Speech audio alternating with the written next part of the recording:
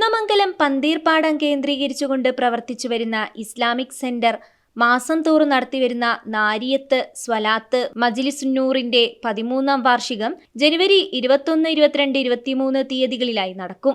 വാർഷികത്തോടനുബന്ധിച്ച് നടക്കുന്ന മതപ്രഭാഷണ പരമ്പരയിൽ ബഷീർ ഫൈസി ദേശമംഗലം, ഉസ്താദ് സിംസാറുൽ ഹഖ് ഹുദമി എന്നീ പ്രമുഖ പണ്ഡിതർ പ്രഭാഷണം നടത്തുമെന്ന് ഭാരവാഹികൾ വാർത്താ സമ്മേളനത്തിൽ അറിയിച്ചു. സമസ്തന്റെ കീഴിലുള്ള സംഘടനയാണ്.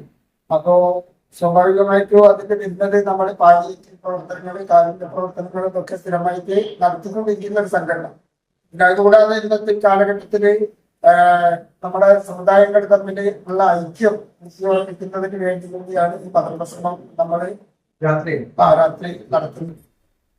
സ്വാഭാവികമായിട്ടും നമ്മളെ അകൽച്ച നമ്മുടെ സമൂഹത്തിൽ വർദ്ധിച്ചു വരുന്ന സമയത്ത് നമ്മൾ പരസ്പരം സാഹോദര്യത്തോടു കൂടി ജീവിക്കുന്നതിന്റെ പ്രാധാന്യം ജനങ്ങളെ ബോധ്യപ്പെടുത്താൻ വേണ്ടിയിട്ടാണ് നമ്മളെ സംസ്ഥാനങ്ങളൊക്കെ പങ്കെടുക്കുന്ന പരിപാടികളുടെ നമ്മൾ ഉദ്ദേശിക്കുന്നത്. ഇസ്ലാമിക് സെന്ററിന്റെ കീഴിൽ നടത്തപ്പെടുന്ന ചികിത്സാ സഹായങ്ങൾ, രോഗികൾക്കുള്ള ഉപകരണങ്ങളുടെ വിതരണമടക്കമുള്ള പാലിയേറ്റീവ് പ്രവർത്തനങ്ങളും ഏറെ ശ്രദ്ധേയമാണ്.